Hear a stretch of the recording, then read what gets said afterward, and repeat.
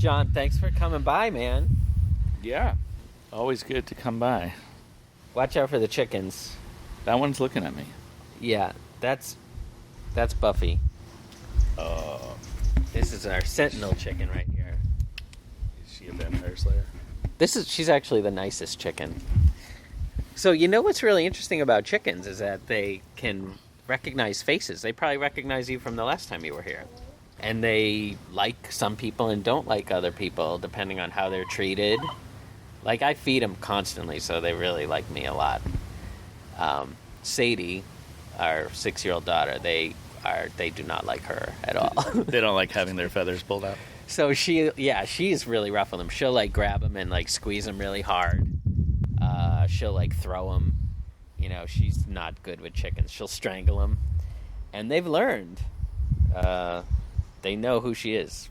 They definitely know who she is. But that could just be by height. Like, are we sure that they really analyze your facial features? I just read a thing that said that chickens prefer symmetry in human faces. So it said that they prefer beautiful faces, but then the article is actually that they prefer symmetrical faces, which is just a little bit of clickbait there. But so the funny thing is that the chickens have gone from, as they've gotten bigger, they've gone from running away from Sadie to chasing and attacking her. Oh, wow.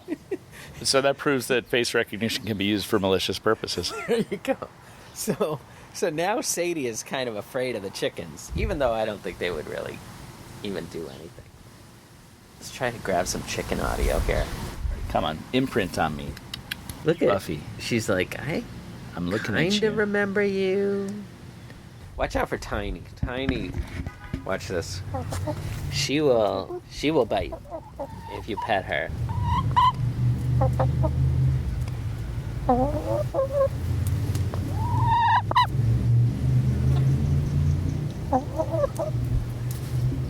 What are they saying? They're probably saying, like, where's the food? Right? Because this is usually where I feed them.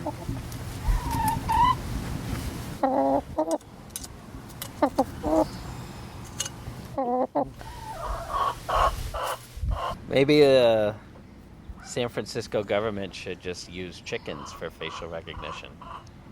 I mean, it's a tiny brain. Like, you'd think you could put, like, you know, a couple hundred of those on a cookie sheet, right? Yeah.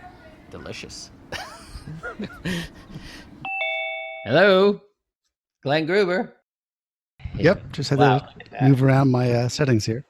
Gruber's got all the bass. Did you hear that? No, it's just my wife's. Got a nice large diaphragm. Whoa, that's getting personal now. It's a family podcast. Hey, John, nice to meet you. I heard your earlier podcast. Okay. Probably like a couple of years ago. Well, I might as well state the disclaimer right away that our guest today, John Hershey, would like it known that his views do not represent those of Google or of his own mind. That's about right. That's about right. I don't subscribe to my own views. It's always a safe way to start off. I'm sort of a devil's advocate. To yourself. To myself. Yeah. Exactly.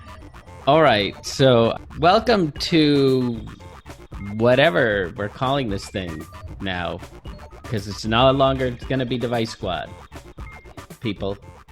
Still brought to you by Anexinet, but the news is that Glenn and I will be co-hosting the new podcast, and we're going to integrate the ETC, the Emerging Tech Council, with Device Squad and combine them to form a supercast, right? Like a supergroup. Superpod from Anexinet. As a leading technology consultancy and reseller, Anexinet helps clients provide a complete digital experience for customers, employees, and end users. We accomplish this through our holistic approach, which encompasses all aspects of today's digital journey, end-to-end. Anexinet partners with top technology vendors like HPE to offer products and services that enhance the digital experience across customer engagement, enterprise mobility, cloud and hybrid IT, and analytics. Because great digital experiences rely on the smooth operation of all interconnected elements. From strategy through execution, we deliver custom multi-channel applications, including web, mobile, chat, and voice. With self-service apps for customer loyalty and enterprise apps that streamline internal processes, now you can reimagine legacy applications to propel your business forward. Anexinet also helps you embrace modern cloud and hybrid IT infrastructure to provide a seamless experience at every touchpoint, empowering you to recover quickly from disaster, scale to meet demand, and automate systems for perfect performance 24/7. And to maximize your competitive advantage, we ensure you always deliver the best experience possible by continuously honing your digital solutions through data-driven insights. So, how do you know if your business has what it takes to provide the complete digital experience? One that sets you apart, maintains competitive edge, and turns users into passionate fans? Simple. Just give us a call. Together, we can deepen engagement and make every digital experience remarkable. But the point is, we need help coming up with a name. That's the first order of business. So if anybody is listening to this, first of all, and you have a good name that you wanted to give away to people you've never met because you have that kind of a personality, then send it in either to, what's your email, ggruber@anexinet? Yeah. So looking for, thanks for outing me. It's like, I feel like I'm part of the TOA and now you're like the shadowers. So send it in, ggruber or sbrickman at anexinet.com. And what do we have for him, Glenn? We have some kind of a prize. Sure. Yeah. We can always provide a attribution, of course. That's kind of goes without saying. But only once we name it the first time, you will not get a shout out every single podcast episode. But if you are in the need of some, digital transformation or mobile strategy, I think we can give you a free hour of consultation. Free 60-minute consultation plus attribution. How can you pass it up? I mean, how long does it take to come up with a name for a tech podcast that combines Device Squad with Emerging Tech Council? Given the time that we spent on it, apparently quite some time. So yeah, we did hopefully not. There'll be more clever people out there in the podcast verse than us. Although technology, KN, I thought that was a real keeper. It's more of a written pun. OW. That's the problem with that one. Yeah. Yeah. It's also, Ben Thompson tried stratechery because he thought that would be like a good strategy and technology. And he, in most of his podcasts, kind of lives to regret that decision almost every single time. So I can imagine. Yeah. Freedom Gas. That was another one that I proposed. I still like that. I think that's a good one. Welcome to Freedom Gas. Oh my God. Okay. So in case you didn't already figure it out, we're here with Glenn Gruber, Senior Mobile Strategist at Anexinet, on the phone. Are you in Providence? Are you at home in Providence? I am at home in Providence. I actually, although I did think that you were going to say, in case you haven't already moved on to the next podcast, given this 7 minutes of hell that we just put them through. And we have John Hershey, who's been on the podcast before as well. And Hershey is a machine learning researcher at Google. And we're going to be talking about facial recognition today in response to some news that came out recently about the fact that San Francisco is banning facial recognition technology for use by its government agencies and what that means at large. And we'll talk about what we think about facial recognition and other AI-driven technologies. Right? Good. Okay. So we all know what facial recognition is. We're not going to make any jokes about that. Facial recognition uses deep learning to analyze facial features and then compare them with labeled faces in a database. That is true, yes. So what's the problem? So what does it mean when San Francisco, one of the most tech-friendly, tech-savvy cities in the world, is suddenly the first state to prohibit its government from using facial recognition technology. I mean, this is something you might expect from like Texas, right? You're thinking of it as a kind of a Luddite response, right? Like that it's low technology kind of idea. Let's prohibit technology. But maybe it's because San Francisco is so tech savvy that they're hip to the dangers of, losing your data or being tracked by the police or whatever. Or yeah, because Mark Zuckerberg lives in the city and they've all had maybe just about enough of that kind of tracking. That would make sense. I mean, okay, so the ban is part of a broader anti-surveillance ordinance that the city's Board of Supervisors recently approved, and which is going to go into effect, I think, in like a week or two. The ordinance outlaws the use of facial recognition technology by police and other government departments. The ACLU is one of many civil rights groups supporting the ordinance and expects other cities to follow suit.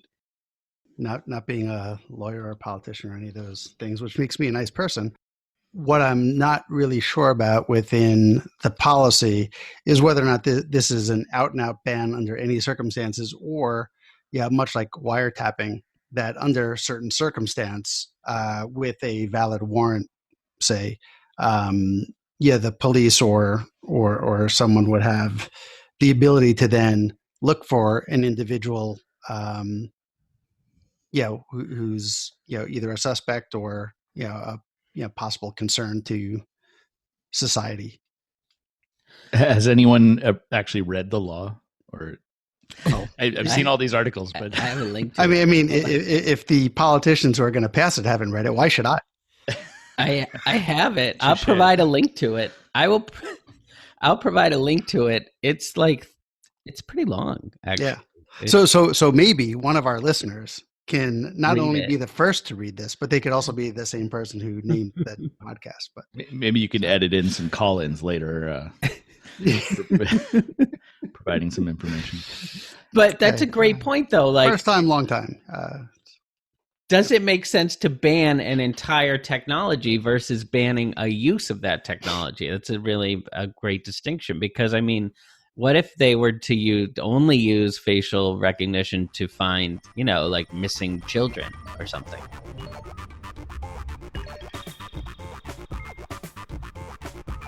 To me, like this gets to where we're seeing abuse of the technology in other countries. In terms of, there's one thing if you're using it for a defined purpose that we have enough governance in place, no pun intended, to say that, there's a valid reason to try and dig through this data and identify a specific individual. It's, yet another thing where if you're just constantly surveilling the populace at large for, ill purpose, which, there was a recent article that I think I shared with you, Steve, about what's going on, in China. And, amazingly enough, there's this abstract of a white paper, that this group of Chinese wrote about how they've gotten so good at facial recognition to construct an ethnic face data set based on Chinese, Tibetans, Koreans, basically groups that are not always in great standing, to try and target them, some of which are then being kind of rounded up and put in detention. Again, not necessarily for good reasons, but this leads back to an abuse of the technology. And one of the other issues, I think, with just public policy in general can be, that you may even start with good intent. Like even the Chinese say that the reason that they're doing this is because these groups who are, I think some of which, like the Uyghur, I think are Muslim in general, are bad actors, that this is to try and combat terrorism. But there's a lot of things that even if you truly believe that you're doing this with benevolent intent, you can start that kind of slippery slope as to, well, we're only using it for these kinds of people. And then all of a sudden, it's not used in the way that perhaps the initial law was constructed. Once the infrastructure is in place, then it just takes a change in the power structure to subvert it to some other use overnight. Correct. Although in this case, it seems that it's the same infrastructure that was in place and no change in power, but they just wanted to do something, that I think most people would consider to be, an abuse of, human rights and privacy, in general. But going back to San Francisco. Yes. Yeah. Okay. Sure. If it's in place and a new mayor with malicious intent comes on the scene. Yeah. So some more detail on that study. And I will also post a link to that study as well in the notes in our blog on Anexinet. It's found in the Wiley Online Library. The title is Facial Feature Discovery for Ethnicity Recognition. It was published in August of last year. And what's interesting is that it was funded by the National Natural Science Foundation of China. So that's already creepy sounding right there. The finding or the motivation for the study was, quote, face recognition has great application potential in border control, customs check, and public security. Meanwhile, it is also an important research branch in physical anthropology. And they were able to do it, right? But the only interesting finding, I guess, is that the holistic facial features are different than the features you would use for ethnicity analysis and recognition. And ethnicity recognition used like a T region of the face, the eyes and the going down the nose, whereas facial recognition, I guess, just takes the whole face. And the application of T region suitable for ethnicity recognition, but not for facial recognition. Okay. So John, where are we at? Do you know like what the state of the technology is like in terms of facial recognition? Well, I'm not an expert in face recognition, that's what the pros call it, face recognition. Oh, they do? Yeah. Okay. It's a little fancier, but I think that face recognition has gotten to the point where it's better than human face recognition. Really? That's creepy. Yeah. Which I don't know if that has any implications for this story, other than, now you've got a surveillance system maybe that has superhuman surveillance powers in terms of ID. It's almost as if when these things get to the point where they're sort of almost infallible, it would be as if you had a little license plate, barcode on everybody's forehead that gets scanned as you walk by. And that starts to get into the creepy factor, right? That you are, trackable. You're just as trackable as your car. Yeah. Well, the upside is that we no longer are going to require implants into every human to do that kind of tracking. Right. So, right. I'm a little bit happy about that if I was going to be happy at all. That's true. Tattoos are painful. They can spread germs. Yeah. And those microchips, they can get infected. Oh, yeah. Subcutaneous. Actually, the other interesting, and this may be an area that you're a little bit more aware of, but I saw, I think it was at I/O this year, that Google, obviously that's who puts on I/O, that they introduced, I forget what the technology is called, where they can take a standard, relatively low res version of an image and then enhance it back to high res. And I think that the reason behind that is that, hey, we're taking all these pictures with smartphones today, which have very small sensors and can only collect so much information. And when you try and zoom in, like you can start to see a lot of that graininess or the lack of resolution. Right. This is a classic machine learning problem, image super resolution it's called. But it's really just sort of hallucinating the most likely, high resolution image that corresponds to the low resolution one. I don't think you could trust it in terms of revealing additional information about the identity of a person. But wouldn't this do like everything that we've seen in 24 and science fiction, and kind of Yeah, like Blade Jason Runner. Bourne. Yeah, where you enhance the image. Yeah. Yeah, like Picard says, enhance, and they zoom in on this thing, and all of a sudden it's picture perfect. Right. Yeah. Blow up. Is that Blade Runner. not a version of Like this? that scene in Blade Runner is insane, right? Because it's like zooming in almost to the molecular level, right, from a picture. They have like 8 fuzzy pixels, and then they zoom in. They zoom in and they see like a little like tag inside a hair or something. I forget. But yeah, I mean, this is totally fantasy level stuff, but you can't know any more about what's there than you would have from the original pixels if you trained Face ID on the original resolution. Like what you have is the pixels. If you train on that resolution to do face recognition, then you're going to do as well as if you train something to upsample to higher resolution, guessing what the features are, and then do recognition. Like there's no free lunch there.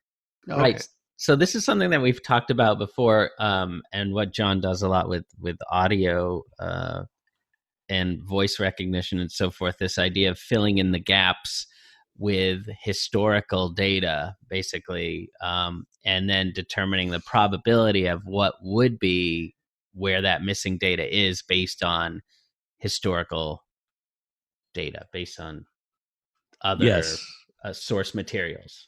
Yeah, and what you just said there was the probability, and which highlights the fact that there are many possible high resolution images that are consistent with the low resolution image that you fed in, but are many of them may be equally likely. And so what you really want is a distribution over what the possibilities are, and maybe for different versions of that high resolution picture, maybe there are different face IDs that you would get out of a recognition system. So there's a whole set of people that might be consistent with a particular low-res face. Right. And I guess we should also be clear, or at least I want to make sure that I'm clear, that when we're saying Face ID, we're not talking about Apple Face ID, which uses all the little dots to craft a 3D image of the face, as opposed to taking a 2D image and trying to identify who the individual is based on that, right? Oh, yes. Yeah, clearly that's a trade name, and I just mean ID as in identification. But it's also a very different set of technologies, like taking a JPEG or video image and reading that versus how that sensor works, and how it constructs the face and checks to make sure that you are very different kind of styles of technologies, no? Absolutely. Yeah. I mean, there's no 3D sensors in the surveillance systems that are commonly deployed, but there could be. I mean, there's no reason not to have multiple cameras. I think it's just a matter of economy.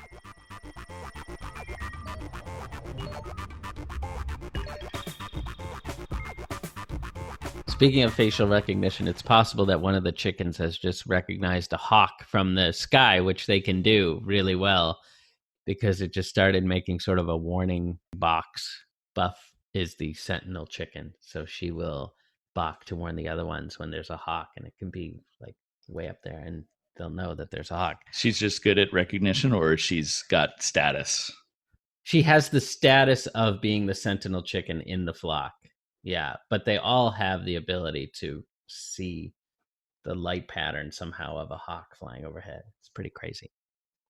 See, this is where like you could have a very friendly technology that warns chickens about hawks, just cameras pointed at the sky, and then you could just have a scent. I mean, it might destroy chicken society, but it'd be very useful for them. Yeah, and then it like broadcasts the warning hawk sound to the chicken. They all go, "Oh, there's a hawk up there." Exactly. Yeah. That would. I mean, I would like something like this, like if there were like gun detectors or something, and then a surveillance system that would just tell you the number of guns in your local vicinity, and you could walk the other direction if you so choose. That's interesting. Seems like there are beneficial uses of such technology too.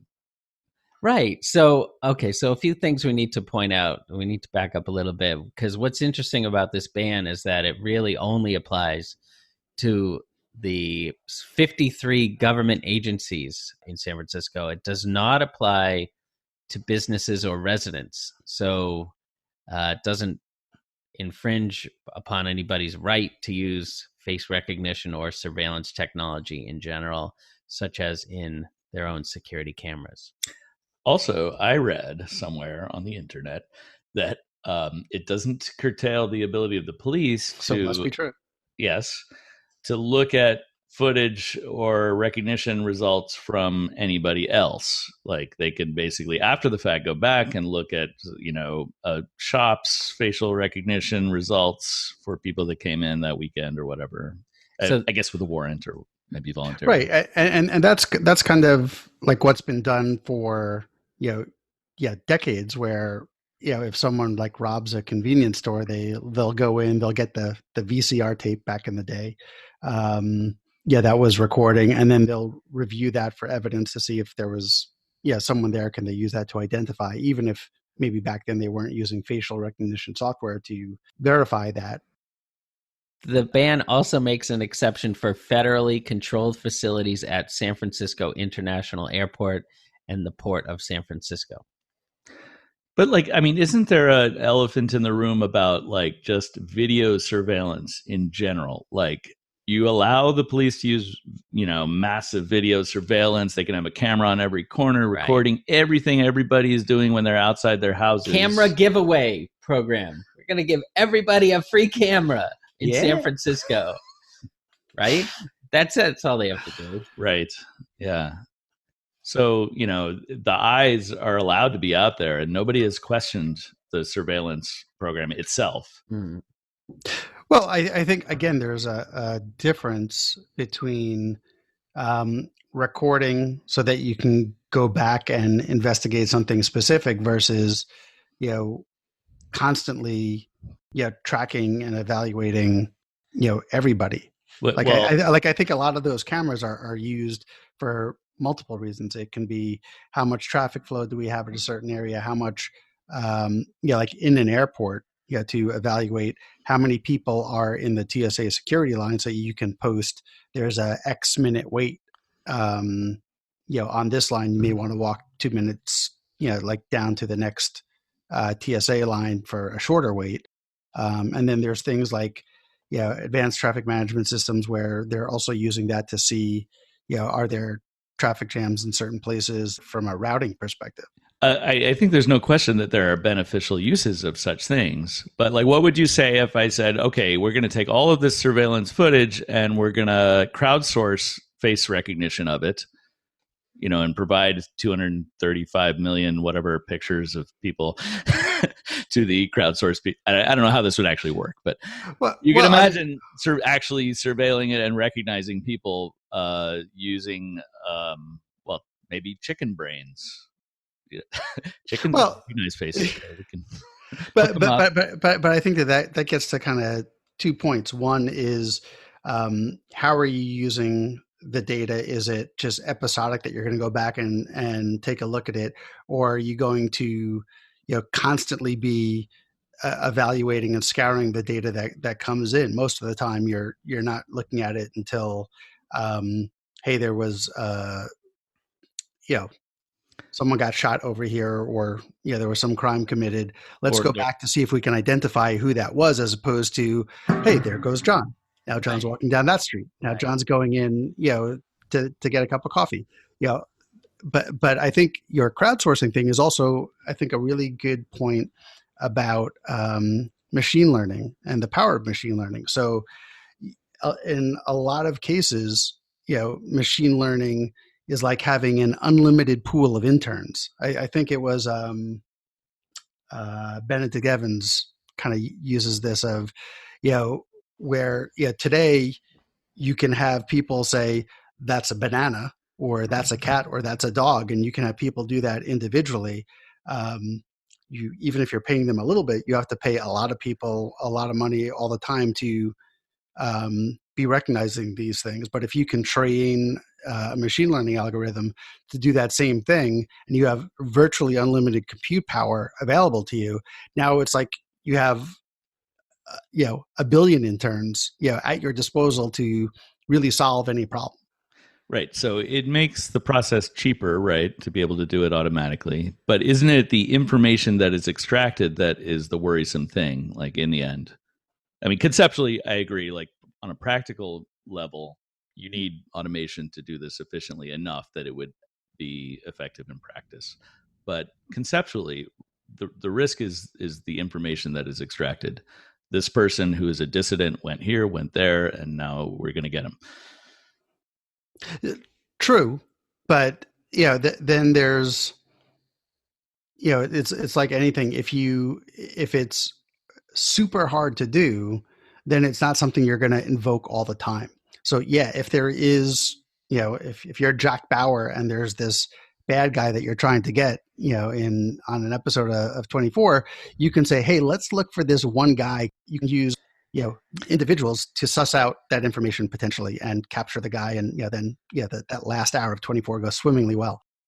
But if you have the ability to do that all the time for, the tens of millions of people who might live in a given city, now all of a sudden the bar for that is low, and the ability to track on a much more granular level of anybody, whether or not we believe that they're a risk or complicit in a particular crime, that's now available to anyone for any purpose. And like, I think that it's a different bar and therefore also a different burden as to to bring it back to the original premise of when can we invoke the capability, like if we had a search warrant. Yeah, that's a great question. I just see that there's a difference in making it free, essentially, as a capability.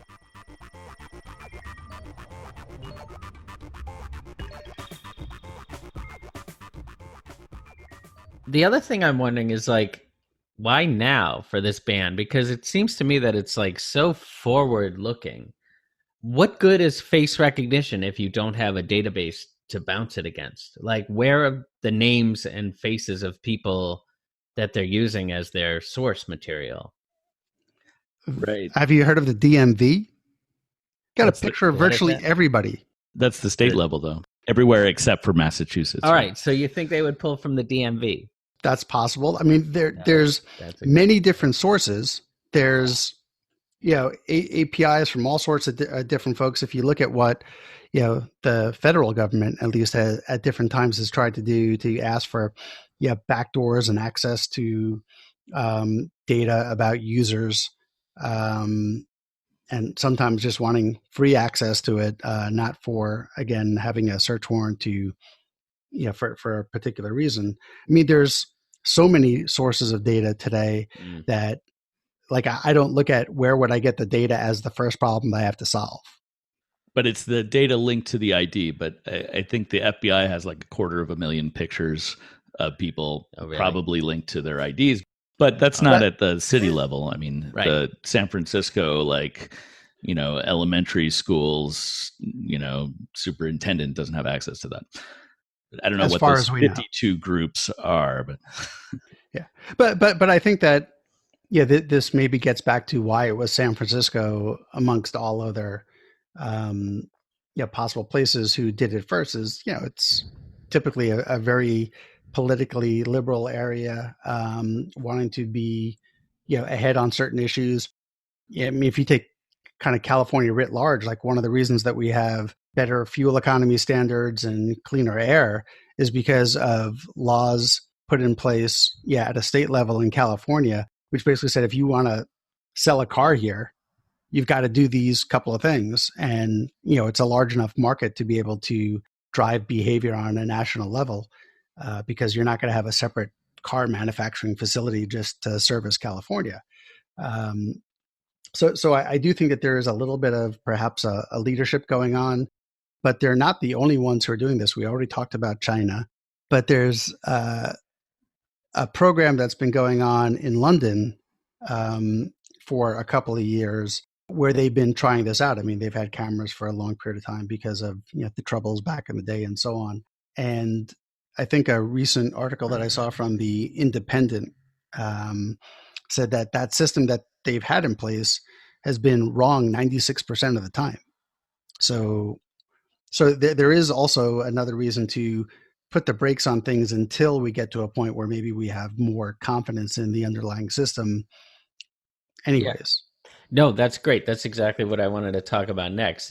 I'm just wondering how much of this is actually about the fact that errors are going to be made and potentially errors that will have grave consequences.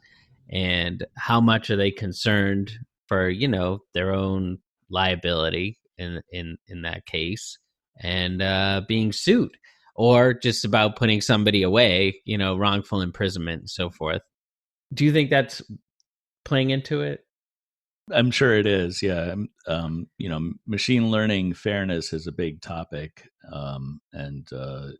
There's been a lot of attempts to remedy the situation, but I think in general, like anything to do with machine learning, you're dependent on the quality of the data, and without special measures, you will train a system to recognize things that has biases that are included in the data that you feed in.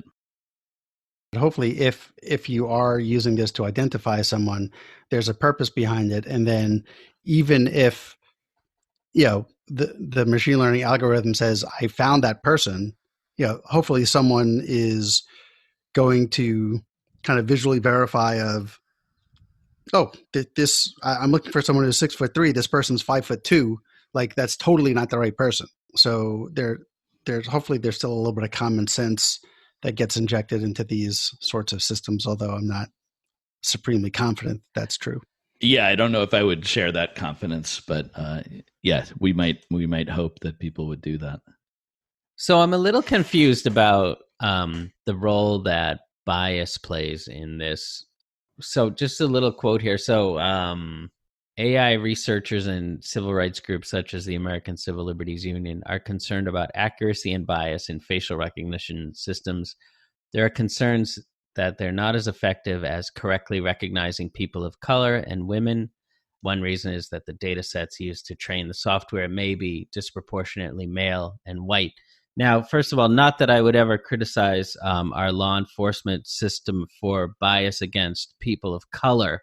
Right, that never happens. I've never heard that's not a that. That's not except a thing. when I read stuff. But my question is, how does bias factor into this? Because if you're just like aren't you just bouncing off of pictures of actual people? So when you get the data or whatever, it interprets this face, and then it just bounce it off of a set of this huge database of individual faces, and then it says, oh, here's the match. This gets to like your training sets, your test sets, and the size of those. If you have 10 pictures of a Chihuahua that you're going to train against, your likelihood of properly identifying a Chihuahua is not going to be as good as if you had 1 million pictures of a Chihuahua. So I think that this is maybe where people are saying that the training sets for different ethnicities may not be large enough to get good enough at it to get to the right result. Is it also that it's just the idea of finding the faces in this material to begin with? Is that where the bias affects it? I don't think so. I think from that point of view, you would say, finding 1 out of 10 things is easier than finding 1 out of 20 things. So if there's differences in the population of, categories that you're trying to classify into, then you should do better in smaller sets of categories, right? So for groups that have fewer people, then you should be more accurate at classifying. The problem is in the training data, there are differences in the amount of people of each ethnicity in the training data, and then that can lead to less accuracy in smaller groups because they contribute less to the overall training cost function. So talking about bias, there's this one article I wanted to discuss that's from the Facebook AI blog by Terence DeVries, Ishan Misra, Shangan Wang, and Lawrence Vandermaten. This article is interesting. The title is, Does Object Recognition Work for Everyone? A New Method to Assess Bias in CV Systems. And just keep in mind that this is coming from Facebook. So I don't know what your own bias is with regards to Facebook's motivations. You may choose to trust this article or not trust it. There's so much about machine learning bias against anybody who's not Caucasian. And this article goes further to show how there's bias in object recognition against Africa, South America, Central and Southeast Asia. Yeah, I mean, it's not necessarily biased against one group or the other, but like underrepresentation and inaccuracy with certain subgroups, and basically having a non-uniform kind of set of prior beliefs that seem to be built into the system based on the distribution of the data. Right. It's all about where the source data is coming from. And in this case, almost all the photos that they were using for this object recognition came from Europe and North America. Unsurprisingly, I guess. Unsurprising. What's interesting is they also found a link, like an economic status kind of a link. The results of this analysis show that object recognition systems perform 10% to 20% better in classifying Dollar Street images for the wealthiest households than for the least wealthy households. Here's just some background information about what the Dollar Street data set is all about. So this says, to measure discrepancies in accuracy, we analyzed Dollar Street, a collection of publicly available photos of household items that were photographed in 264 different homes across 50 countries. The images were gathered by the independent Gapminder Foundation, which highlights differences in people's living conditions around the world. The Dollar Street photo collection can serve as a public benchmark of object recognition systems that allows us to measure system performance in different parts of the world. All of these services perform substantially better in some countries than in others. In particular, photos from several countries in Africa and Asia were less likely to be identified accurately than photos from Europe and North America. Using the Dollar Street data set and comparing performance for different income groups, we found that the accuracy of Facebook's object recognition system varies by roughly 20%. So Okay. that is Facebook's Yeah. system. That's what They're complaining about their own system. they're complaining about their own system, and from just a couple of days ago. So, I mean, it doesn't mention when they started using this system. And in some sense, this is not as malign as it might sound at first, because what they're saying is, you know, for the people who provide images to such systems, who are also the users of such systems, it's doing better than for people who are non-users of the systems, right? And who are therefore not producing images to some extent. I mean, I don't know what the exact training they used, but I thought it was interesting that they get into like the distribution worldwide of all of the images and how focused it is on just a few countries.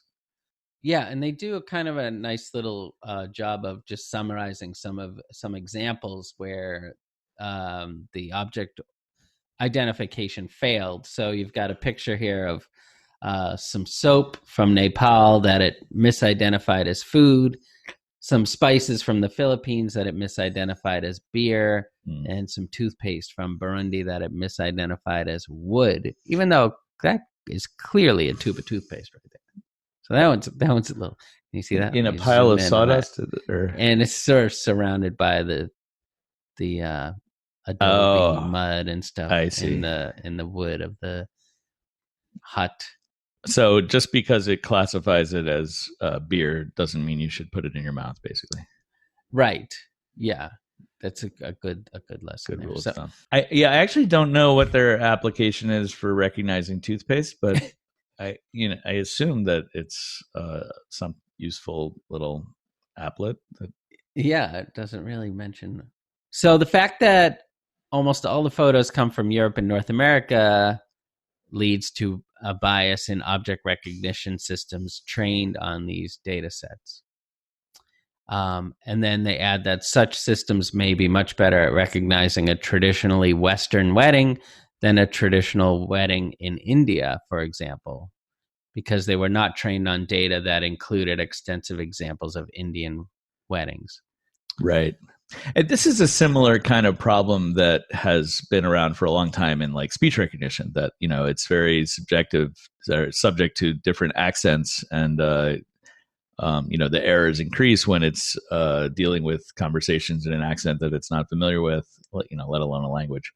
And a usual way of dealing with this sort of thing is through what's called adaptation, where you want to like slightly change the model to get used to the context, so that the recognition could be tuned to that particular context, rather than having a fixed classifier or a fixed recognizer that is supposed to work in all conditions. Like, I mean, humans for sure don't work that way. You go to another country, you sort of have to adapt. Yeah.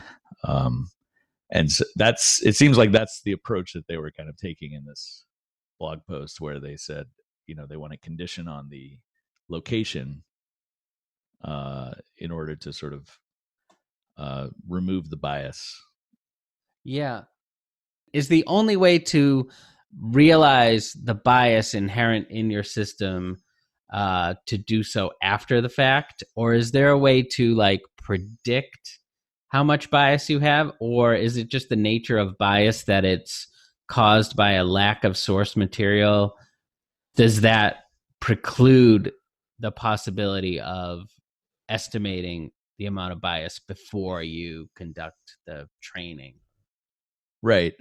So, I mean, that's a really difficult question because, to some extent, any kind of classification problem can be broken down into two parts. There's sort of like the information that you have in front of you, like you see a face, is it likely to be this kind of face or that kind of face? And then there's a bias part, which is your prior belief that any given face is this kind or that kind, or a picture. So like if you see a picture and you've been trained on data where there are very few, I don't know, lemurs, but a ton of cats, like on the web, that you might just be predisposed to calling it a cat because, more than likely you're going to be correct if you're uncertain about what it actually looks like.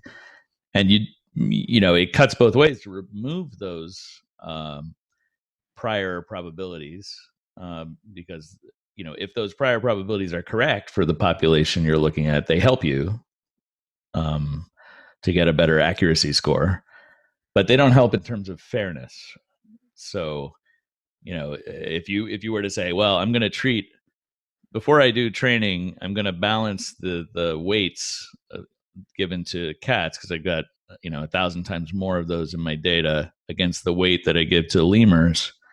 You'll come out with a system that's more likely to guess a lemur than it probably should, given the distribution in the actual data. Unless you live in a country where there's a lot of lemurs. Well, I don't know if that made sense. I tried to pull that one out, but got a little tangled along the way. Think this is also interesting. The interaction that language, I guess, image tagging plays in all this, right? Whether some systems are trained with photos obtained by searching public photo websites using English language queries. This can make it even more challenging to create a data set that's very broadly representative. A query for the word wedding will typically return very different photos than a query for, say, the Hindi word for wedding. And I'm just pulling this from the article. To address this issue, researchers and engineers must make sure their systems are not overly dependent on English queries and labels. Yeah, I mean, this is just a classic problem that every field has had to deal with, and some of the fields got on top of this earlier than others. I mean, speech recognition, of course, had a long history of doing research mostly in English, and then over the years, as artificial speech recognition became more of a product area than a research area, it really changed so that all the companies doing ASR had to greatly expand their language repertoire until they covered many, many, many languages across the globe. And a lot of research now focuses on how quickly can we acquire new languages and do well at underrepresented languages. And I think that in the image domain, this is maybe coming along a little later than in speech recognition.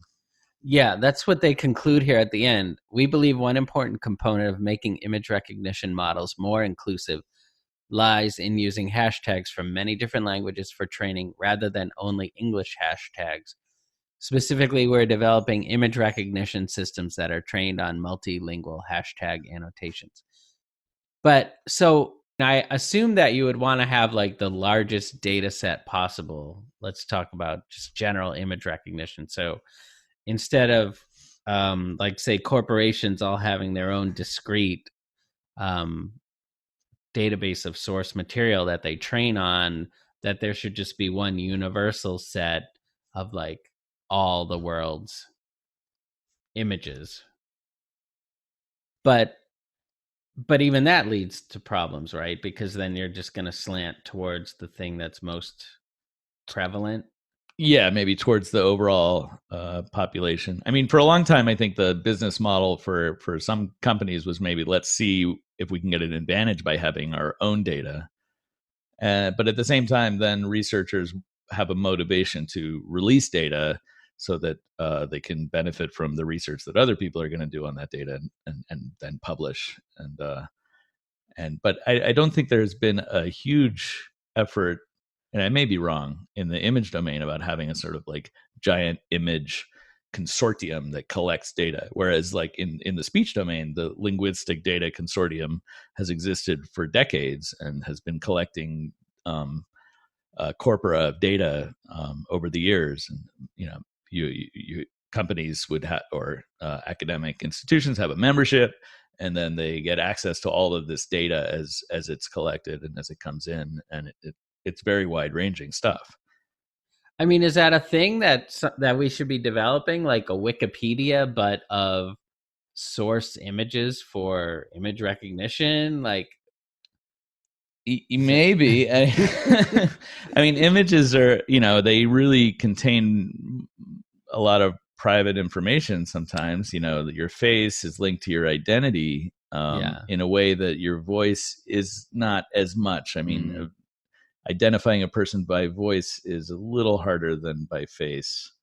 So I think people are more willing to give up some speech data than their faces, you know. Right. Sure. Yeah. But for pictures of spices and toothpaste should be fine. Right? Why not?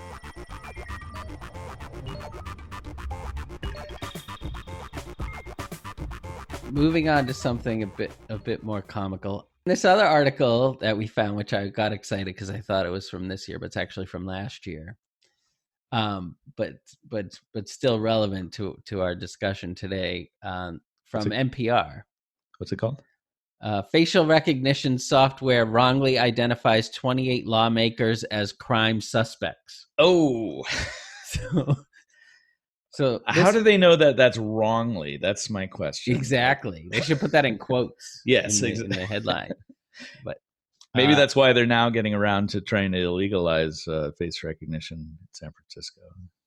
Right, exactly. Well, yeah, and it gets more hilarious when in the first sentence, it's turns out that these 28 lawmakers are actually members of Congress. So it's like maybe the software was right. How many did it recognize as toothpaste? That's what I want to know. Facial recognition software sold by Amazon mistakenly identified 28 members of Congress as people who had been arrested for crimes, the American Civil Liberties Union announced on Thursday. So, I mean, even though it's a year later, I mean, clearly there's still issues that probably San Francisco just doesn't want to deal with. Yeah, I mean, I have to say I'm pretty skeptical of this article because, like, I mean, I don't think that their recognition product is designed to identify criminals. Like, right? It's must be some sort of matching thing where you give it a set of pictures and it's matching. Yeah. Trying to match similar pictures. Yeah, they had a mugshot database. Okay. And it was matching it to the. But the thing is, if you're just training something on a mugshot database, isn't it going to, like you said, it's going to find criminals, right? Because that's all it knows are the mugshots. Yeah. Right? So, right. They need to have a database of non-criminals, hopefully, too. Right. And it's not just trained to classify whether you're a criminal or not, is it? It's like criminal recognition versus non-criminal recognition. So this was cute too. The software apparently is called Recognition with a K, R-E-K, like W-R-E R-E-K-O-G-N, which has a strangely Russian flavor to it, right? Which is interesting. Oh yeah. And then the other thing that's interesting about this, and again, bringing it back to race bias in machine learning, the test misidentified people of color at a high rate, 39%, even though they made up only 20% of Congress. Mm. And one of the members falsely cited as a crime suspect was the great Representative John Lewis. So, but again, if they're just bouncing it off of a mugshot database, who knows what the composition of that database was and how the software was tuned. I mean, I think I saw that it's the response of Amazon was, well, you set the threshold to like only 80% confidence. So, they basically used it in a way where they would get a lot of false positives no matter what. Yeah. Not to reduce the worry of bias in these things, but I just think that this particular experiment was, more for sensationalism. I think you're than right. Scientific research. Yeah. So the database the Watchdog built was composed of thousands of publicly available arrest photos. It's kind of funny. The members of Congress who were falsely matched with the mugshot database included Republicans and Democrats, men and women, and legislators of all ages from all across the country. Okay. And then the ACLU sort of up in arms about this. ACLU of Northern California Attorney Jacob Snow states, face surveillance technology in the hands of government is primed for abuse and raises grave civil rights concerns. Because they're criminals. Or... because the government is full of criminals. That's what I was assuming his conclusion was. You're right. Outcry from privacy and civil rights groups has not stopped law enforcement from pursuing the technology. And again, don't forget, this is from a year ago. The Orlando, Florida police force tested Recognition's real-time surveillance. Oh, Orlando, Florida. They probably love it. They probably love it down there. Okay, this is getting too political now. The Washington County... Just imagining the scenario where they set it up, to catch, customers coming in. Mm-hmm. The Washington County Sheriff's Office near Portland, Oregon, has used it to search faces from photos of suspects taken by deputies. Okay. So, well, that is the sobering part, that, like, despite the sort of maybe recklessness with which the ACLU conducted that experiment, maybe law enforcement's using it just as recklessly. Yeah. So now I'm kind of glad that San Francisco is kind of putting the brakes on this kind of stuff. Yeah. And then lastly, Jeremy Scott, National Security Counsel at the Electronic Privacy Information Center in Washington, D.C., said, quote, because of the disproportionate error rate and because of the real risk of depriving civil liberties posed by facial recognition technology, we need to have a conversation about how and when and under what circumstances this technology should be used by law enforcement, if at all. One more cause of paranoia and anxiety around face recognition technology comes from Salon. And this is out today. Just out today. John just sent me a link to this article. Facial recognition data collected by U.S. Customs Agency stolen by hackers. I love this subheading. Total surprise that absolutely nobody could have predicted. Personal data harvested from travelers is hacked. Who could have predicted it? Nobody. Right. Now, I mean, a lot of that stuff exists in databases anyway, because, when they run your plates, they got to pull up your picture and see if it's you. And then since you forgot your license and your registration, they can not arrest you. So, like, there could be benevolent reasons to have this kind of data.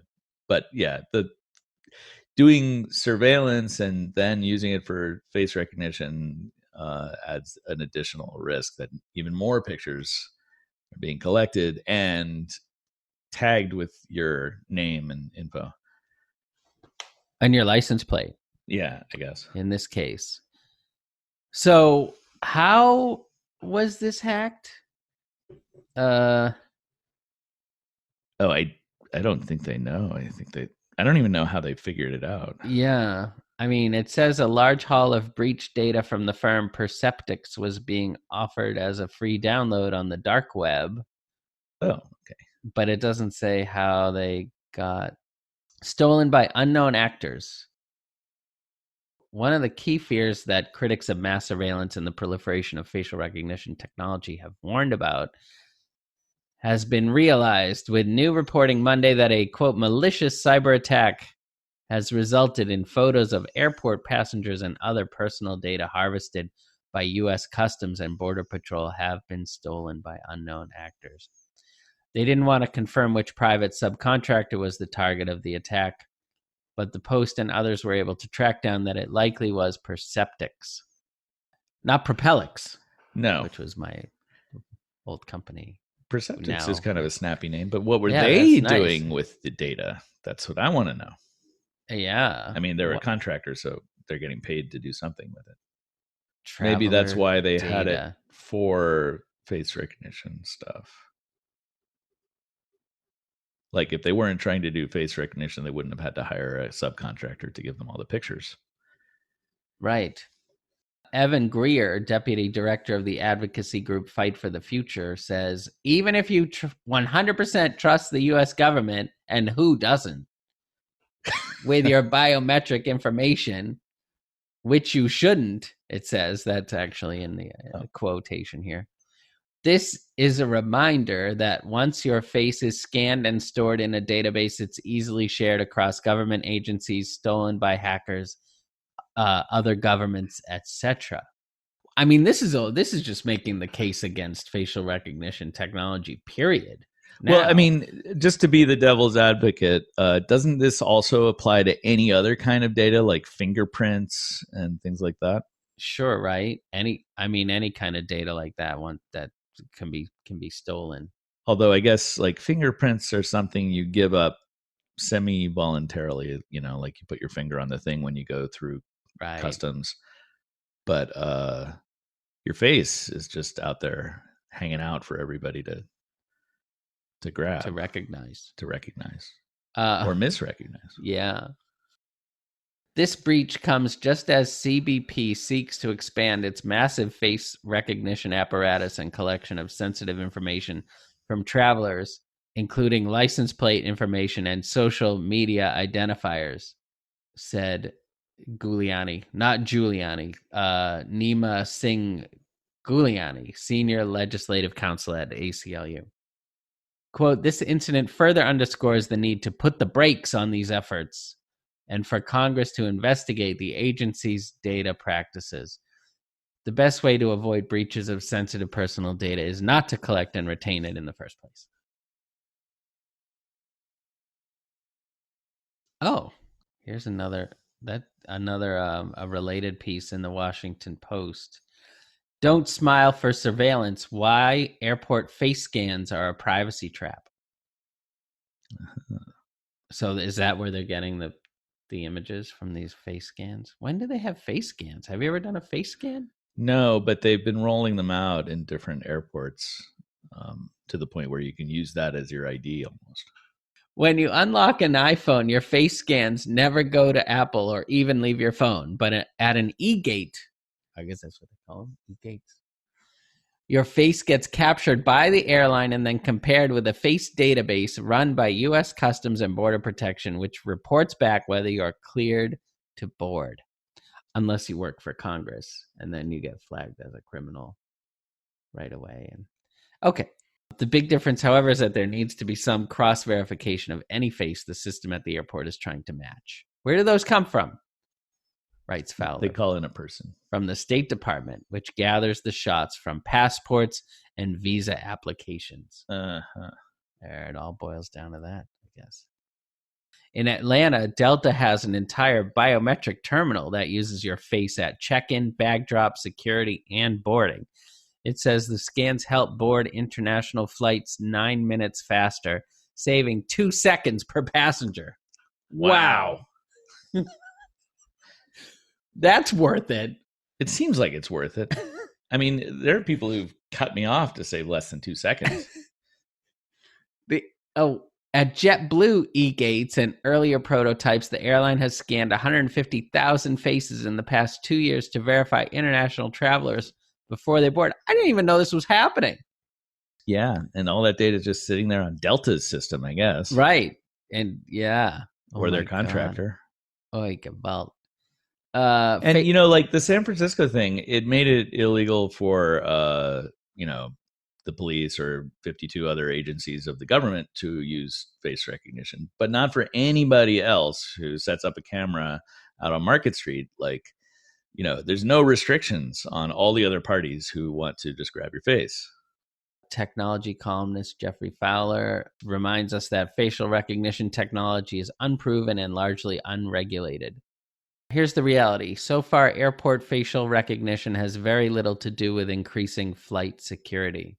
Passengers are already screened for that by humans and machines, and the face scanning systems end up relying on human checks a lot more often than officials like to talk about. Officials are covering up the amount of human checks relative to face recognition. I would think they would be wanting to amplify that, that's just an initial screening, and then we actually use a person to double check as a matter of routine. But instead they're like, oh, no, everything's great. Everything's great. Machines are good. They know what they're doing. The technology is far superior in terms of identifying mismatches to photographs than just general human beings are. Oy. You said the technology is far superior to human beings? That's what he's saying. That's what Daniel Tansiar, CBP's Deputy Executive Director of Entry and Exit Transformation. How's that for a job title? I think this is a commonly sort of confused thing, that there's verification where I have the person and I have their picture and I check that they match, versus like I'm going to scan a huge database of photos to find a match. Yeah. That's hard for a human to do. Right. But this says the real-world success rates I witnessed are far lower than the technical match rates of 98% quoted by the Department of Homeland Security to sell the idea to members of Congress and the public. Well, that's good that Homeland Security is willing to inflate the success of the 98% doesn't sound super great either. That doesn't sound that great, no. At best, it seems gate face checks offer only marginal improvement. So in this case, it's all about reducing friction and getting people on the planes faster. I mean, this is a case where you are willingly trying to give up your ID. It's not like you're walking around minding your own business. You're getting on a plane, you're showing that you have a ticket, and, they need your ID, and you're giving it to them willingly. Yeah, we're already walking through that giant scanning machine. Maybe they can do like love handle recognition or something with that thing. Like, those things don't go away, I mean, at airports it makes sense. So, except when they collect the database and then it gets hacked by the contractors. That's the problem. Exactly. The article that we just talked about, the data breach. He writes here a day before, and on Monday after I published this column online, Department of Homeland Security officials called me to disclose that photos of travelers were recently taken in a data breach accessed through the network of one of its subcontractors. That's not a phone call you want to get from the Department of Homeland Security. No. That's one you might let that go to voicemail. Did you get a call? I haven't gotten a call yet, but as soon as this podcast comes out, I have a feeling. JetBlue says a non-match can happen for a number of reasons. Maybe the passenger doesn't have a reference photo on file, is looking the wrong way, is too short for the camera, or has grown a beard, which happens, I hear, fairly regularly, that people will grow or shave. What if you shave a beard? What if you had a beard and then you shave a beard? I mean, just on a bad day, I can look more like a bear than a human. So, I mean, Wow. in some sense, the surveillance issue isn't about accuracy per se, right? Like we were saying before, if you had to have a tattoo of a barcode on your forehead, that would be more accurate, right? They could just scan it. Would it be good? No, it still has the problem that you're flashing your ID everywhere you go as if you had like a license plate. Right. around your neck, which I don't think we want to be in that kind of society.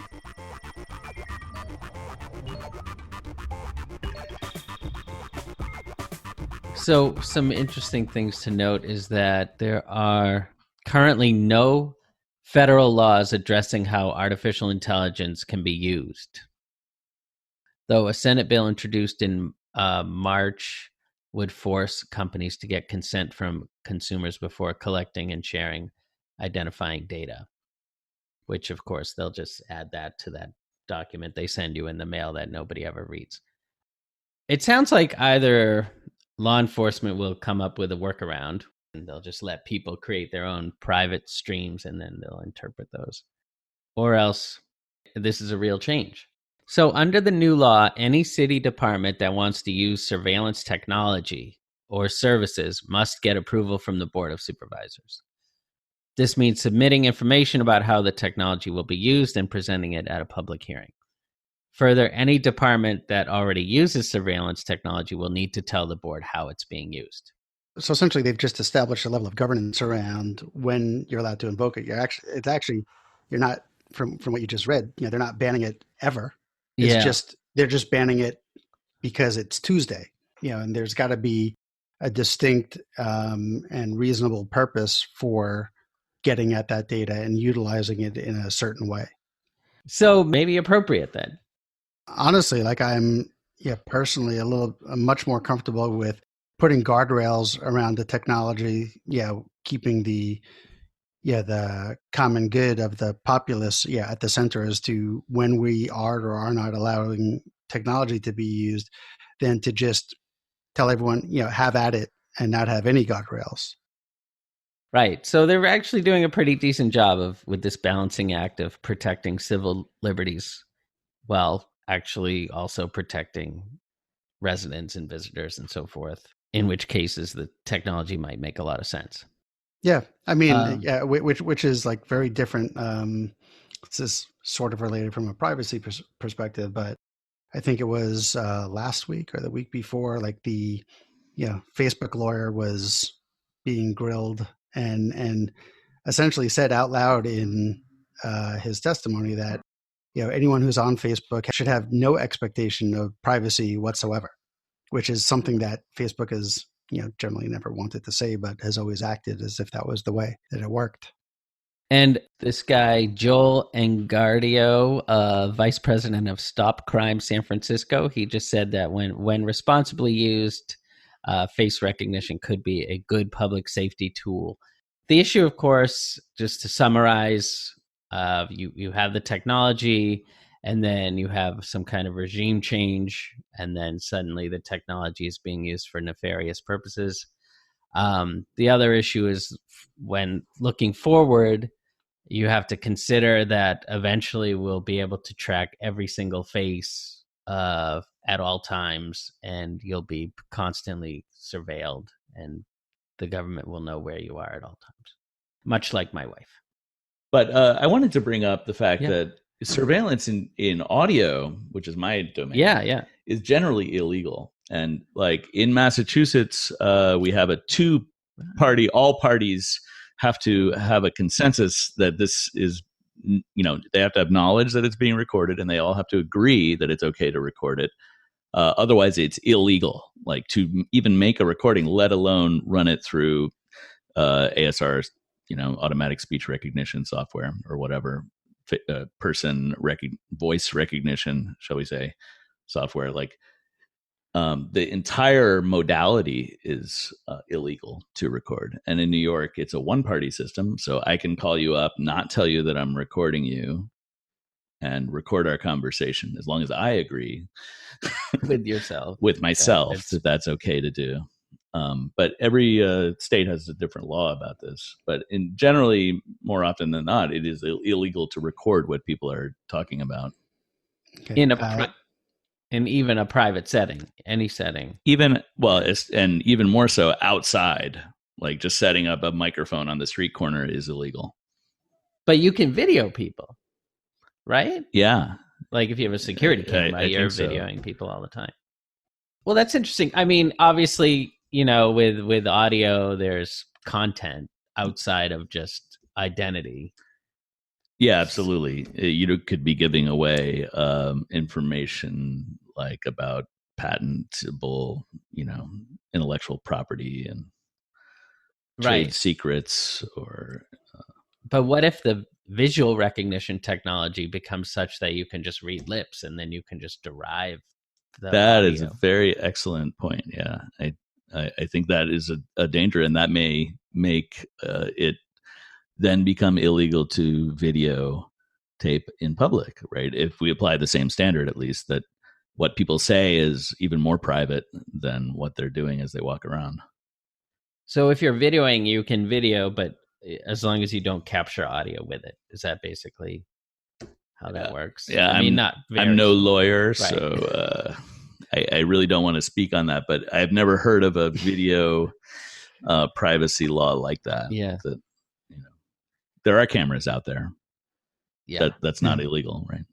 Right. Well, we can also always walk around with like file folders that we put in front of our faces. We talk kind of like every NFL coach when they're calling plays. It may become a fashion trend. Yeah. Actually. Oh, right. Just wear like a mask. Just even project a picture of someone else's face on your mask. Oh, there you go. Saying other stuff. That's the solution then. We all need to just wear masks that project somebody else's face over our face. Right. At all times.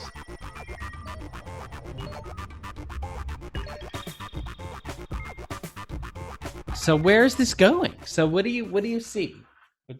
Look into your crystal ball and tell me, synthesizing all this stuff together into a prediction for the future. I mean, I feel like it's interesting to try to resist this stuff, but it doesn't feel like it's inevitable. Like, we've all posted our pictures on Facebook and everything, and like the information is out there already, That's a great question to end this on. Is the technology inevitable? And what do we have to do? I mean, is the security of the data enough? Like, do we just need to ensure its security? Or once it's out there, is it inevitable also that the data will be compromised? Yeah, I don't know. It seems like this is a kind of weakest link phenomenon that, if a lot of different parties have the data, it only takes one of them to have low security and get breached and to have the data get into even more wrong hands than it already is. If things are being handled on a city by city ordinance basis, I don't know if things are going to go very far in terms of stopping the massive collection of face ID information. Like that seems to be all prevalent all over the U.S. and in other countries like say China. It's becoming the norm. Like China is becoming like a surveillance based country. So I don't see anything slowing that down anytime soon. On that cheery note. Every episode ends like that. The real downer. So, John, thanks for coming in. Thanks for having me. And Glenn, thanks for coming on as well. And thank you for tuning in to another episode of Fill In Name Here, the Digital Transformation Podcast from Anexinet. That sounds good. Yeah, but let's work on something that's not just buzzwords. All right. Send us your ideas, and we promise we will send you something nice. Maybe some kind of National Lampoon crap. How about that from my old days? I love crap. Send us your ideas. Plus a 60-minute strategy consultation. Who could pass that up? All right. I'll talk to you later, Glenn. See you later. Thanks, guys. See ya. All right, goodbye.